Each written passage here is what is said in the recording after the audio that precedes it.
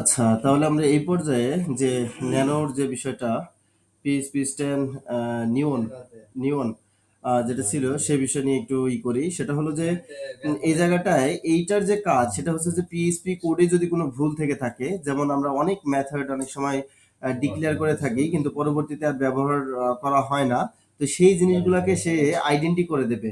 আর আমরা যে আরেকবার যে কাজটা আরেকটা করেছিলাম সেটা হচ্ছে যে পেইন্ট যেটা ইউজ করেছিলেন সেই পেইন্টের কাজ হচ্ছে সেই মেথডগুলোকে রিমুভ করে দেওয়া এবং পারফেক্ট যাতে কাজ করে, অপ্রয়োজনীয় কোড যাতে সরিয়ে দেয় বা ভুল থাকলে সেগুলো যাতে আইডেন্টিটি করাটা সহজ হয়, যার জন্য এই জিনিসটা ব্যবহার করা হয়। হ্যাঁ, তো আমি দেখেন এখানে ভেন্ডর বিন পিএসপি স্ট্যান্ড যখন চালাচ্ছি তখন নির্দিষ্ট করে বেশ কিছু ইউরোর কিন্তু আমাদের সরাসরি ডিটেক্ট করে দিছে যে এই ইউরোরগুলোর সমাধান করতে হবে।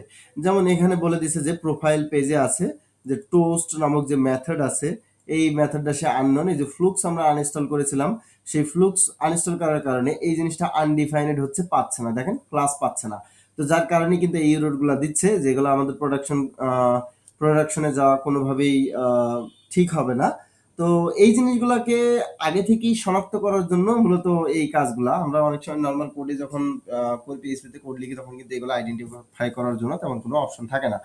তো এখন পর্যন্ত যেটা মনে হচ্ছে প্রত্যেকটা জিনিসেরই সুবিধা এবং অসুবিধা দুটোই থাকে।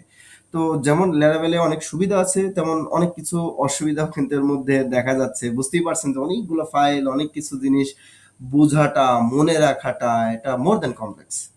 যেখানে পিএইচপিতে হয়তো এত কিছু লাগে না, কিন্তু ল্যারাভেলে আবার এই যে দেখলাম যে অনেক কিছু সুন্দর সুন্দর প্রিডিফাইন সুন্দর দিয়ে রাখছে যে এই জিনিসগুলো আমরা ব্যবহার করলেই আমরা কিন্তু খুব পারফেক্টলি করতে পারি। তো এই জিনিসগুলো আমরা ডেভেলপার নোটে কিন্তু আমরা এই জিনিসগুলো অবশ্যই আমরা কিন্তু নোট রাখি নাই। এটা একটা মিস্টেক।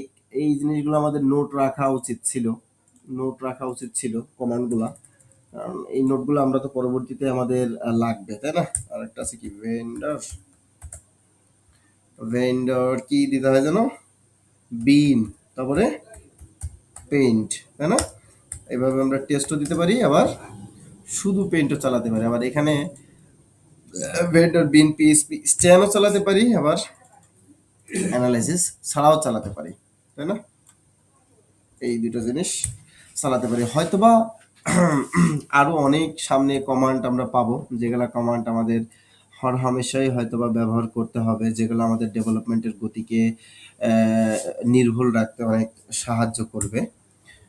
আই হোপ আমরা সামনে গেলে হয়তো বা আরো বেশ কিছু জিনিসগুলো পাবো। তাহলে আমাদের এখানে পিএইচপি স্ট্যান্ড এটাও কিন্তু ক্লিয়ার হয়ে গেল। আমাদের এখানে শুধু বাকি আছে পিএইচপি ইনিট এক্সাম, যা কি এক্সাম্পল ফাইল একটা, এটা বাকি আছে। বাকিগুলো হচ্ছে আমাদের কনফিগারের মধ্যে, অবশ্যই আমরা কনফিগারের মধ্যেও যাব। আর এখানে আমাদের যে ভুলগুলো ধরছিল, এই যে পাসওয়ার্ড রিসেট কনসার্ন, আসলে এই কনসার্ন আমি মনে করতেছি যে ফোল্ডারটাই দরকার নেই, আমি রিমুভ করে দিই, কোনো প্রবলেম হবে না আশা করি।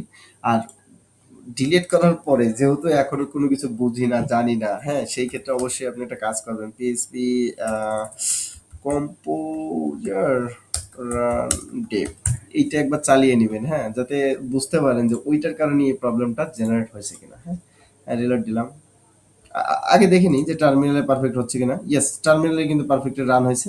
এখন প্রোগ্রাম মানে দেখি, ইয়েস, এখানেও কিন্তু রান হয়েছে, তার মানে বোঝা যাচ্ছে ওই ফোল্ডারটার আসলে কোনো প্রয়োজন এমনিতেই জানতাম যে নেই, তারপরেও তো শিওর হয়ে নিলাম। আর কমান্ড, কনসোল কমান্ড, এটা মূলত আমাদের কাস্টম কমান্ড, যেমন এই যে পিএইচপি আর্টিসান এনপিএম বিভিন্ন ধরনের কমান্ড যে কাজ করতেছে, এই কাস্টম কমান্ড যখন আমরা তৈরি করবো তখন এই জিনিসটা আমরা কাজে লাগাবো। আর কন্ট্রোলার এখানে, এখানে লাইভওয়্যার, এখানে আছে কি মডেল, তাই না?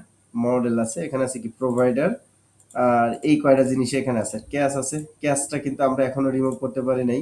এই ক্যাশ নিয়ে আর এই যে পিএইচপি ইনিট এক্সএমএল নিয়ে, এইটা নিয়ে হচ্ছে নেক্সট ক্লাসটা আমরা করব। তাহলে হয়তোবা আমাদের এই বিষয়গুলি আরো ক্রিস্টাল ক্লিয়ার হয়ে যাবে।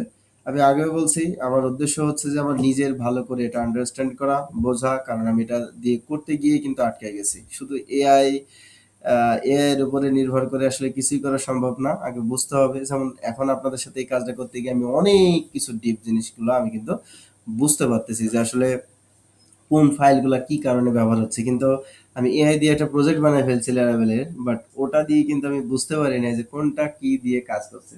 সফটওয়্যার কাজ করতেছে, হয়ে গেছে, সেই রাব্বিল ভাইয়ের মতো বলতেই হয়, মায়ের দেওয়া সফটওয়্যার। তো সেই সফটওয়্যার তো বানিয়ে প্রোডাকশন লেভেলে কাজ